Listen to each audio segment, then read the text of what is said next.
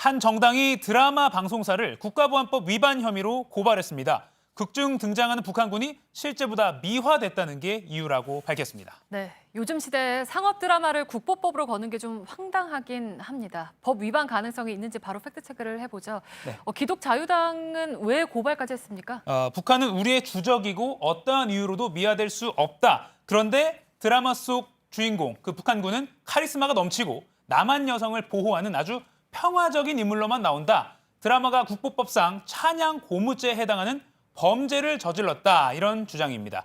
드라마에 대한 평가를 하는 것은 뭐 얼마든지 할 수 네. 있겠죠. 단 법적으로 국보법 위반 이렇게 성립되기는 어렵습니다. 네, 상식적으로 그럴 것 같기는 해요. 근데 이제 국보법을 적용할 수 있는 기준을 좀 볼까요? 네, 국보법이 정하고 있는 이 찬양 고무 행위는요.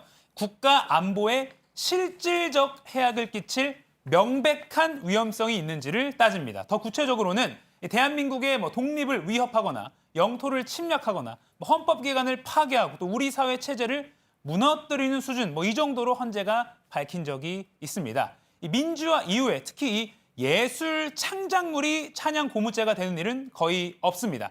극히 드물게 발견한 예를 보면 이겁니다. 지금 제 뒤로 보이는 이 그림, 제목이 모내기라는 그림인데요. 1, 2심에서는 무죄가 됐지만 이후에 뒤집혀서 1999년 최종적으로 유죄가 인정됐습니다. 법원은 그림의 전체 주제나 구체적인 표현이 북한의 일방적이고 체제 위협적인 주장을 그대로 담았다 이렇게 판단을 했습니다. 또 그림을 출품한 정치적 동기도 참고했다 이렇게 밝혔습니다. 처벌 수위가 높진 않았지만 표현의 자유 이 측면에서 당시에도 사회적으로 아주 논란이 컸던 판결이었습니다. 네, 그러니까 이게 이제 20년 전 사례인데 최근에는 이렇게 논란이 된 적이 있습니까? 최근에는 없고요. 2004년 2월에 영화 실미도 이 영화가 좀 논란이 됐습니다. 북한 혁명 찬양가로 알려진 적기가라는 노래를 부른 장면이 논란이 됐습니다. 당시 국회에서도 지적이 있었는데 당시 국무총리가요. 다원화되고 개방된 사회라서 상영을 막지 않는 거다 이렇게 반박했습니다. 이틀 뒤에는 영화 태극기 휘날리며 이게 또 지적 대상이 됐습니다. 이건 잠시 영상으로 보시죠. 국군이 인민군 포로로 태워 죽이는 불법한 군대로 묘사가 되고 이런 용공 좌경 표현물에 대한 대책이 무엇인지 밝혀주기 바랍니다. 영화는 그 장르 특성상 픽션, 즉 허구를 다루는 예술 분야입니다.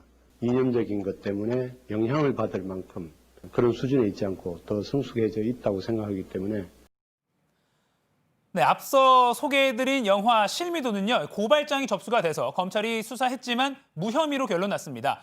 표현 목적에 이적성이 없고 자유민주 질서를 위태롭게 하지도 않는다 이런 판단에서였습니다. 2003년에 제주 4.3을 다룬 다큐 영화에 대해 무죄 판결이 나온 이후에요. 검찰도 영화나 문학작품에 대해서는 무혐의 처리를 해왔습니다. 네, 그러니까 법적으로도 합의된 선이 잡혀 있다라고 보면 되는 거잖아요. 네. 그러면 이번에 접수된 고발장은 수사가 어떻게 되고 있습니까? 네, 저희가 알아봤는데 서울경찰청이 고발장을 검토를 하고 있지만 아직 정식 수사에 착수하지는 않았습니다. 네. 범죄 혐의가 명백히 없거나 수사까지 할 게 아니라고 판단되면 아예 입건을 하지 않을 수도 있습니다. 네, 잘 들었습니다. 팩트체크 이가혁 기자였습니다.